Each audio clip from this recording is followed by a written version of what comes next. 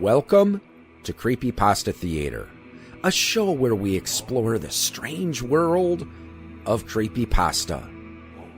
Join us as we hear tales best left untold, travel roads best left unexplored, and see sights best left unseen.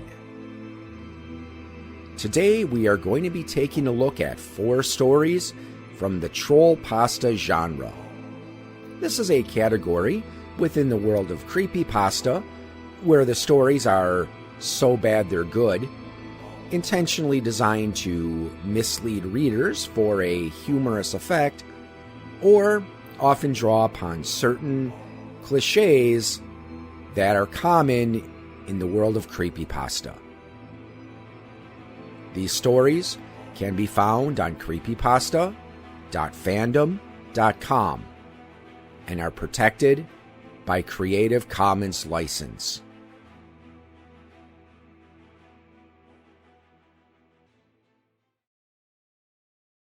Hyper-realistic. Written by Trogdorbad. One hyper-realistic morning, I opened my hyper-realistic eyes, only to find that my hyper-realistic sheets had been torn off my hyper-realistic bed and strewn about my hyper-realistic room. I decided, with my hyper-realistic brain, to jump out of my hyper-realistic bed to find the cause of this, only to notice that when my hyper-realistic feet touched the hyper-realistic carpet, it was damp. Looking down with my hyper-realistic eyes, I saw that it was covered in hyper-realistic blood. I opened my hyper-realistic mouth to scream, but hyper-realistic blood started to pour out, and my hyper-realistic eyes became filled with hyper-realistic blood tears. Due to a massive loss of hyper-realistic blood, I died. And then a hyper-realistic skeleton popped out.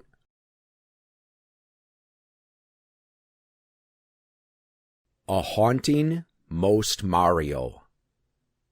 Author unknown.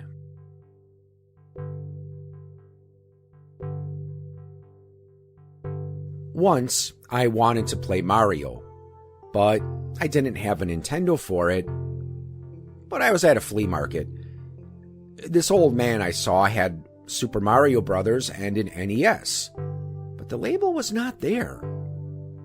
The man said it was owned by a dead kid named Jim. I just said, whatever, because I was eager to play Super Mario Brothers. I plugged it in, and everything seemed normal. I played World 1-1 and beat it. Then I tried the old warp pipe trick. And when I got to the pipes, instead of the usual text that said, "Welcome to Warp Zone," it said, "Welcome to the scary hell place." I thought that was weird. I said, whatever, and used the furthest pipe. The intro screen showed the words, "Death World 666." The graphics seemed off, and it sounded like screams were coming from the game. It was super scary, but I wasn't scared and kept playing.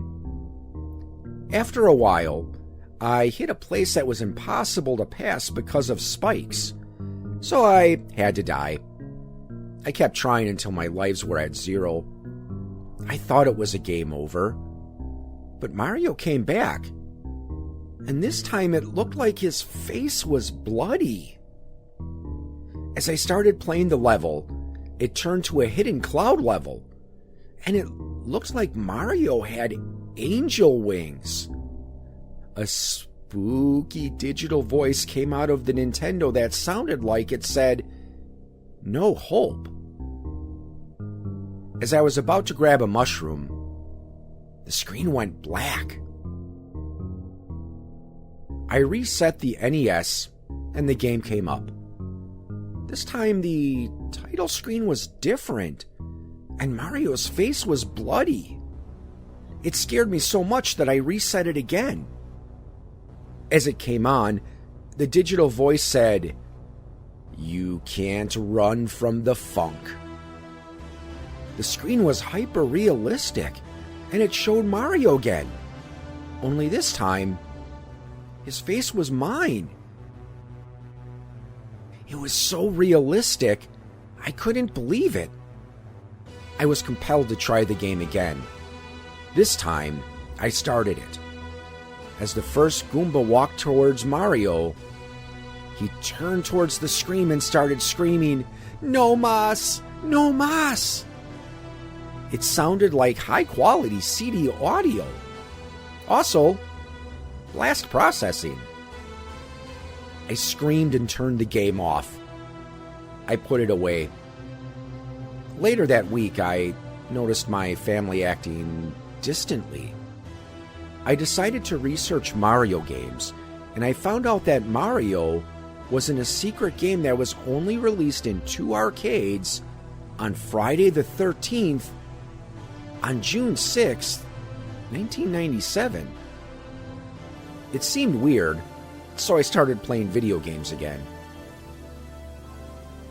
I decided to put in the Mario game. I loaded it up, and I saw my save file. I clicked it, and Mario said, "Why you no, stop playing my game!" I didn't take his warning and played anyway. I got up to Bowser and won, but when I got to Peach, there was Toad there instead, and he said, "Peach is dead." Then a ghost face came up. I reset the game for the last time. I opened my save file, and my name was different. It said, "Jim died, bro." I screamed. Then my mom walked in and she screamed. I was dead the whole time, and guess what? My name was Jim. So anyway, I don't know if any of you guys have experienced anything like that.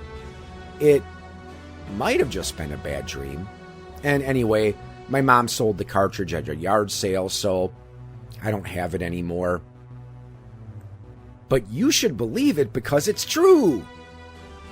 And remember, kids, if you read it on the internet, it must be true.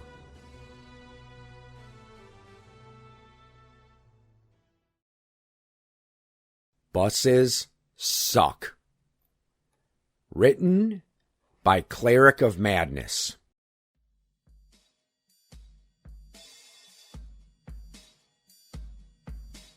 Hello, my name is Randy. I am a survivor of a demon attack. Yes, you read that correctly. A demon attack. Let me explain. It all started when she got on board my Greyhound bus. She was a tall blonde, busty, and wearing all leather, right down to her knee-high pumps. The studs on her eyes said trouble, and the one on her tongue, something she casually flashed in my direction, told me she was dangerous. She took the pair of empty seats next to mine, and I could feel her looking over toward me periodically. I didn't dare look away. She smelled of roses and incense. The telltale sign of a succubus. Although I tried my best, I could not stave off sleep forever. This connection was just another part in what had already been 20 sleepless and otherwise uneventful hours of busing. I awoke to find her undressing me, bent forward to try and, well, as I will say, is suck the life from me in a manner most fitting of a demoness that preys on sexual energy. Like I said, I am a survivor of a demon attack. I won't go into all the details as to how I managed to escape that encounter with my life, but I will say this. Never before have I been so glad that I had to pee.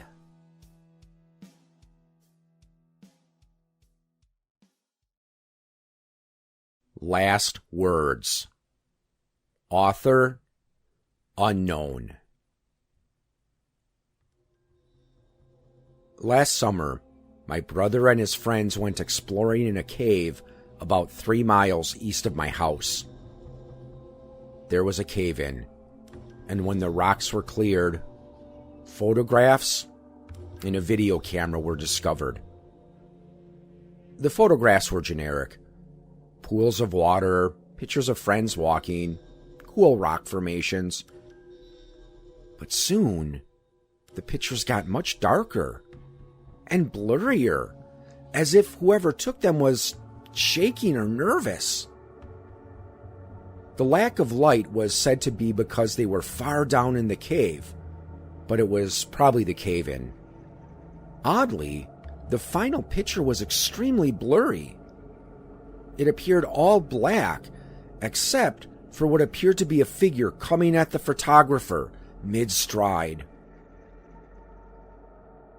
Much more interesting was the video camera. It began with my brother, Eric, talking to one of his friends, a guy named Jeff. They were riding in Eric's car discussing their trip. They had heard about unique rock formations and possible paranormal activity in the cave, so they decided to go there and explore. There were 4 people there: Eric, Jeff, Nathan, and Jack. A fast forward through the tape revealed nothing substantial. About 30 minutes after they entered the cave, a loud noise was heard. The camera spun around just in time to see the last shred of daylight vanish. Tiny, pinhole-sized rays of light peeking through the mound of rocks that had trapped them. They continued making their way down, exchanging conversations to repair their shattered nerves. The tape grows darker and darker as they descend into the cave until everything is pitch black around them. Their only source of light was their camera and the few matches they had left. Suddenly, when they had wandered until about 9 p.m., the camera jerked down, stopping on a blurry shot of a rock. "What happened?" said one of the voices. "Oh God, I just fell into a pit." There was slight illumination at the edge of the screen, no doubt a match. The rock shifted, and the camera was picked up by Nathan. He panned down, revealing his bloody legs. Eric then said, "I can't see to the bottom of the pit, man. I wish we at least had a candle." The camera was sat down, and the sounds of Nathan trying to climb out were heard. "Jack, can you hand me some more matches?" said Eric. Fast footsteps were suddenly heard, and then the sounds of a struggle. The final sounds were of my brother and his friends' distant screams. Then more footsteps. A grayish-white thing was seen crawling down the wall of the pit, but it was too blurry to distinguish. In less than a second, the lens cracked, static covered the screen, and then it ended. My brother's last words were, "Man, I wish we at least had a candle. Jack, can you hand me some more matches?"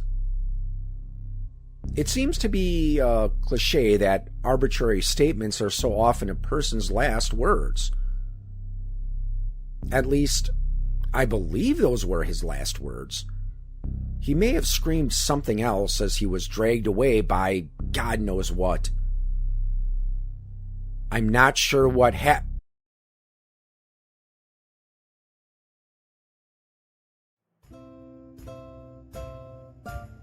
You have been listening to a presentation of Point of Insanity Game Studio. Visit us on the web at www.poigamestudio.com. Follow me on most social media sites at POI Game Studio, and check out my music channel on YouTube at Al Seeger Music.